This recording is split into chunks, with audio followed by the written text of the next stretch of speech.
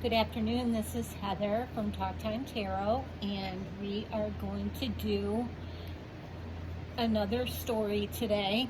The cards are kind of all over the place, not really going the right directions, but that's okay because it's not like tarot. We don't have to read reversals in oracle decks. Few announcements. I just want to remind you that I don't do personal readings at this time.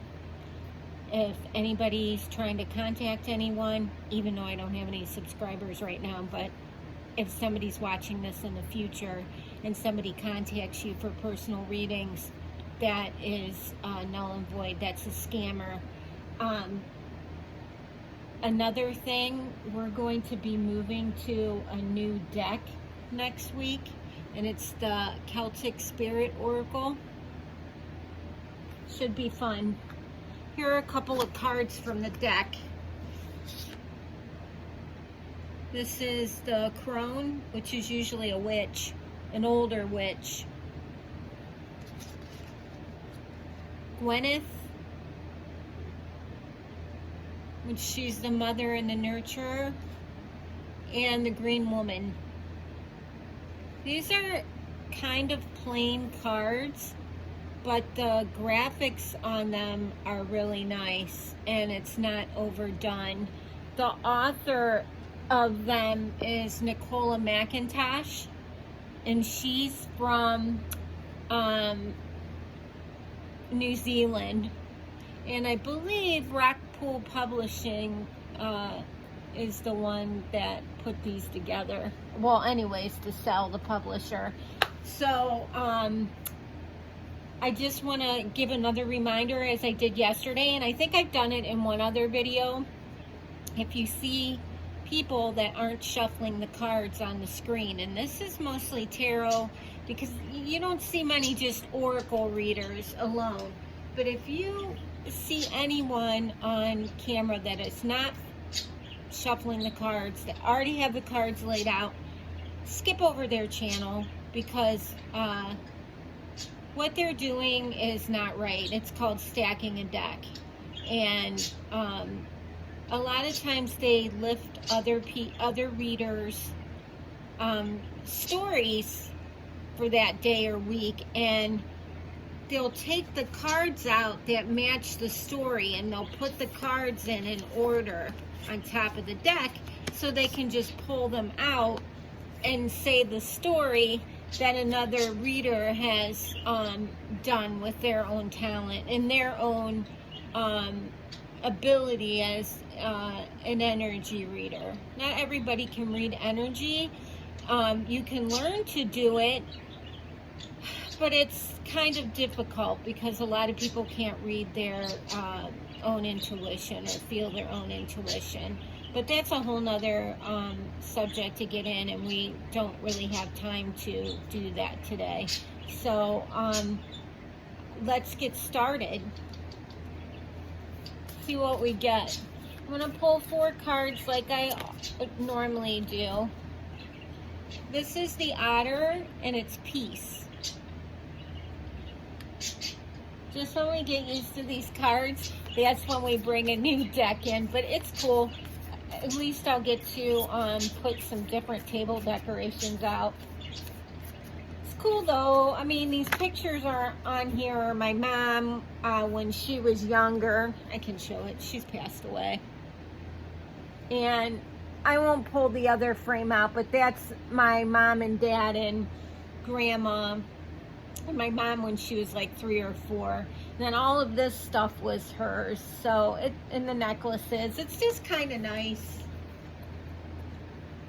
This is the butterfly, and it's hope. A lot of these cards we've already seen. But that's the message that Spirit wants us to deliver and to look at. So I never get mad when a bunch of the same cards are coming out every day, because there's obviously a reason why we need to see them. And if I don't get a flipper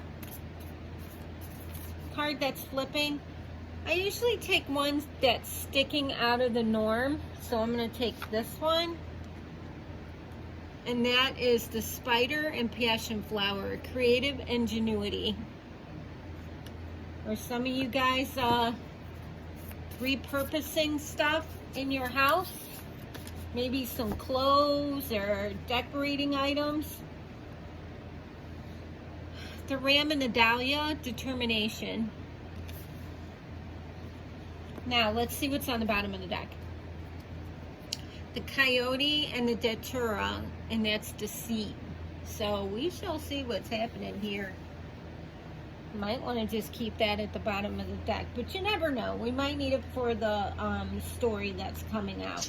And you'll hear different readers say the first card that was drawn is the strongest because that's the start of the story. Others will say the card on the bottom of the deck is the strongest story because it obviously is the ending of the story. It culminates everything.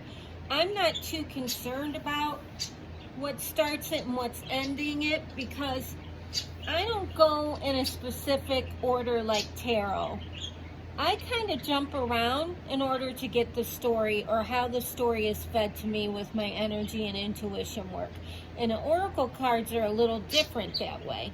Tarot, you have to stay in an order, a certain order. And of course, these cards have different spreads that you can do, like a past, present, future, Celtic. A lot of them do have that order, but it doesn't matter what I feel. It doesn't matter what order you pull them at. It's the story that you're deriving at to be able to help somebody. So that's just me. Okay, let's see what we have here. Okay, I am going to take this. Coyote. See the coyote here? Well, there was a form of deceit, and I'm not quite sure what it was, but he's under darkness. A lot of times when a person lies, they tend to walk and hang back in the shadows. He's got 3 daturas by him. Not really counting this one because it's kind of fell out of the scene and down into the corner, but he might have had I always hate to say a third party because third party can be anything, any kind of drinking, workaholic, drugs, alcohol, gambling, any of the big no-nos is what third party is. So we really don't know at this point. We're speculating. And on this channel, I'm going to try to get away from saying a third party cheating because we don't always know that. And a lot of the card readers, they go right for that because it kind of like entices the masses to them. But yeah, we don't know about this. We'll have to get on in the story. So there were lies and deceit. We just don't know what kind of lies and deceit there were.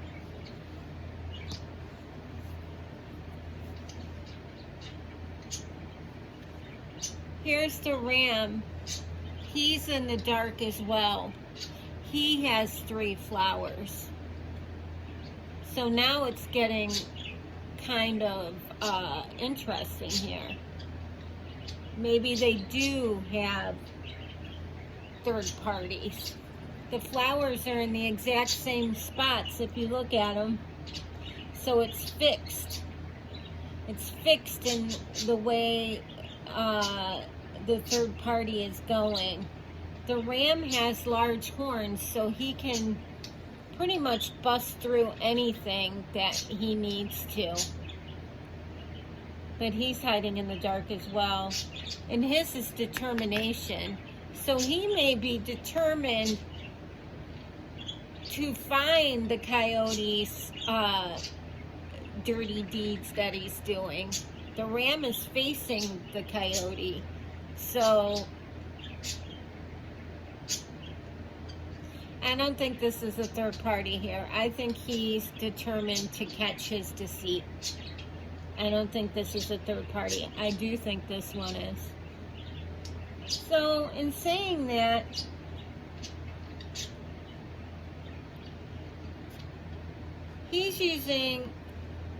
the ram's using the spider as creative ingenuity, and he's going to find a way to catch him. And if you know anything about spiders, they can make webs like for miles long as they don't get disturbed in doing it. And he just might catch that guy in a web of lies, for sure. You know, look how much the silk that they spin, it just runs right into each other. And have you ever ran into a spider web? We all have. And it sticks to you, you can't get it off. This guy's gonna be in a mess of trouble.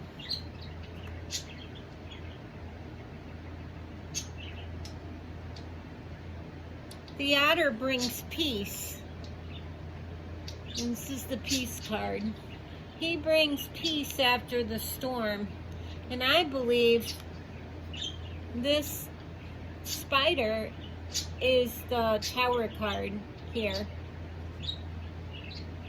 Like in tarot, I believe it's the Tower card. And he's the one that's getting found out. He's getting tossed out and found out. And after that, peace is instilled. The otter's looking away from all of them, so he's looking forward in a forward direction for a new life, and new prosperity, and maybe a new job, new home. He's looking forward to start his life in a peaceful manner. After that, there's hope. And the butterfly comes in. The butterfly comes in and carries everyone away to achieve that. Carries people away to better horizons so they can get a better start in life. Look at the pretty blue on it, royal blue. I mean, that's calm and peaceful too. The otter is peaceful and has the light blue behind him, swimming in the water. Let's see what we have at the bottom of the deck. You guys know I always like to do this because it quickly adds more to the story. There wasn't a whole lot to that one, which is okay. He's going to have boundaries after this, for sure. Gotta have boundaries in place. Especially if somebody's going into a new romance. Don't want to just walk in blindly. Whatever you stand for is what you put in place. Each one of our boundaries and tolerances are going to be different. They protect you and your mental health, your kids, your family, your welfare, your job, and even at your job. All throughout your existence, every day, you need to have boundaries. Yesterday, I used an example of the shoes. Like when you ask somebody, don't put the shoes, don't throw your shoes in the hallway, please put them on the rug when you come in the door. And you keep repeating that and repeating that and repeating it, and they won't do it. And then you say, if you don't do it one more time, I'm going to throw your shoes away, or I'm going to throw your shoes outside. If they don't do it, then you have to follow through with it. That's the only way you're going to show somebody that you're firm on your boundaries and they can't go back on them. Let me go run and get a book really quick.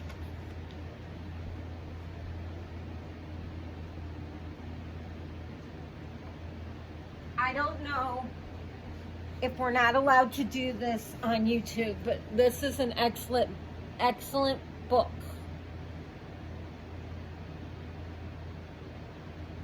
It's Boundaries. It's by Dr. Henry Cloud and Dr. John Townsend.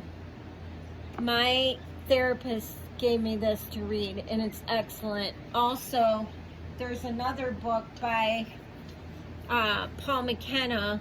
It's I Can Mend Your Broken Heart, and you can use this for any type of heartbreak or loss of a job, loss of a family member. James 13 Wicca, he's a really good reader. He uses this book and recommends it. So maybe you guys can get those and I'll explain a little more. But we're going from boundaries to guardianship. So these two go hand in hand. Got to have boundaries in order to grant guardianship to someone, if you're going to let them in your life or not. The goat is overcoming obstacles. You got to have the boundaries in order to overcome your obstacles.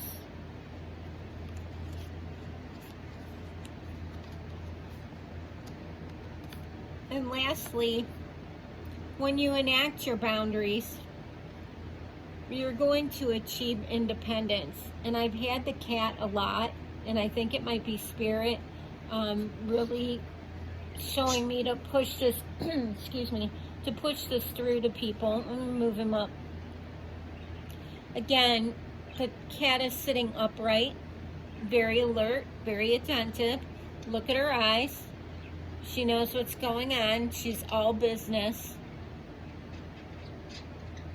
She's a black cat, which they're very aloof. A lot of witches have used them in the past. On one of the tarot cards, one of the queens, I can't remember who it is, has a black cat sitting at her feet. They're all-knowing. If you've ever lived with a black cat or know somebody that's had them, they're quite interesting. They're very aloof. They'll sit and they watch. And I always say all eyes on us, because they could be like under the couch, they're still watching you. They could have their back to you, they're still watching you. And eventually, once they trust you and know that you're not going to hurt them and you're for the good, not for the bad, they'll come up and they befriend you. So the bottom line is, you can go through all kinds of heartache. We all have gone through the heartache. I have. I'm going through it for the second time right now, and I believe the majority of it was because I didn't use my boundaries, and there were a lot of lines crossed, and it's not a good thing. If something's wrong and the boundaries can't fix it, and you're having to go back and forth arguing with somebody, it's not worth it. I'm 52 years old. It's best to just walk away. I mean, some of you guys, you're really young, and don't waste your life. Don't waste your life. There's too many men out there, too many women out there in this world that will give you more, and they will support you in your endeavors. And people will say, well, I have kids, I can't leave. No, you need to leave, because your kids are the ones that are seeing this, and if they're young enough, they won't be able to discern as they get older, and might fall into the same generational, I hate to use generational curse, but they might end up in the same generational situation. So that's not always productive either. It's best to get out and get them their counseling, or be able to get them out before it's too late. A lot of the children end up knowing anyways. My son knew exactly what was going on with my ex-husband. We got married when he was 8 years old, and when I left, he was 12 or 13. He knew exactly what was going on. He never said anything about it. He told his dad everything that was going on. And the one quote that was told to me by my first husband was, you need to get out of there. our son said to him, I wish Mom would just find some nice person that was nice to her and decent to her. And when I heard that, I about cried and my legs came out from underneath me. So make no mistake, the kids see it and they soon become afraid for your well-being, not even thinking about their well-being. They're afraid of your well-being. So if you can get away, I would suggest getting away. Don't say that I can't leave because I don't have any money. I was able to get out. I had zero money. He had control of the money. He had control of the vehicles. I mean, I'm having to start from the ground up. It's awful, especially after 8 years of not having a job, because I ended up with a breakdown in 2016, and I had a very good career up until that point. I was an accountant, and he really did a number on me. So I was able to go back to school for something else, and I graduated, and I'm having a very hard time finding a job in my field. So it'll all work itself out. We all have issue, and it'll get better for all of us for sure. But I'm sorry that this story today was kind of I don't know, not very exciting, but sometimes you can't have that. But I will recommend these. I commend Your Broken Heart by Paul McKenna, and Boundaries, When to Say Yes, How to Say No to Take Control of Your Life. There's been over 2 million copies sold, New York Times bestseller list, and it's Dr. Henry Cloud and Dr. John Townsend, and I believe they have, these both are on Amazon. That's where I got them from. And hey, this is all about, you know, reading oracles and reading books and sharing. You know, down in the comments, you guys can share if you have any other, you know, books that help you with healing or trying to figure life out, and that's great because we can all benefit from that. So I'm gonna get going, and I'll see you guys tomorrow. Bye now.